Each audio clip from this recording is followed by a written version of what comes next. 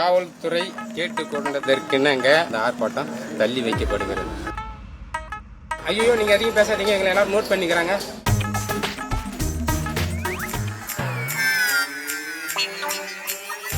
அதிகாரம் இருக்குது.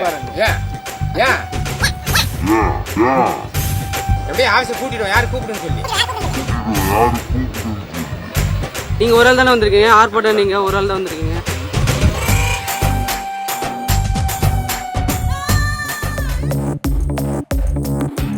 நான் கேட்கறேன். ஐயோ, நீங்க அதிகம் பேசாதீங்க, எங்களை எல்லாரும் நோட் பண்ணிக்கிறாங்க, போங்க நீங்க அப்படின்றாங்க.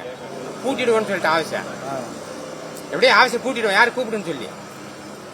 எப்படி நீ இப்படி எல்லாம் பேசிட்டா உங்களை வந்து எதுவும் பண்றது அப்படியெல்லாம் எதுவும் பண்ண முடியாது. இருவேல்பேட்டில இருந்து நீ வந்துட்டா நீ மட்டும் வந்தனா அதிகாரம் இருக்குது.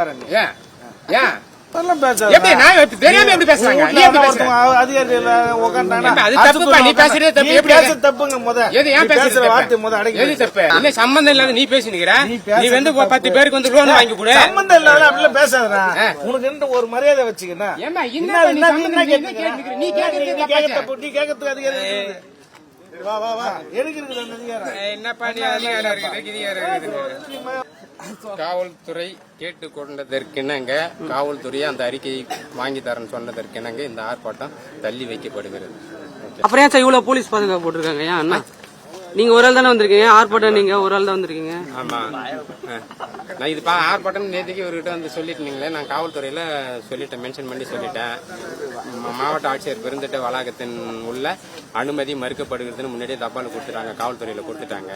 அதனால அரெஸ்ட் பண்ணுவாங்க சொல்லிட்டு ஆர்ப்பாட்டம் பண்ணாம இருக்கீங்களா இல்ல வேற? நமக்கு அதாவது சட்டத்துக்கு உட்பட்டு தான் என்னுடைய ஆர்ப்பாட்டம் எல்லாமே. பஸ்ல எடுத்து வந்து வச்சு நிறுத்திட்டாங்களே, அவங்க முன்னெச்சரிக்கை நடவடிக்கையாக வந்திருக்காங்க. அதையும் மீறி நடத்துவோம் அப்படின்ற காரணத்துக்காக அவங்க எடுத்துன்னு வந்து காவல்துறை ஒரு ஆளுக்காகவா? ஒரு ஆளுக்காக இல்ல, கட்சிக்காரங்களுக்காக.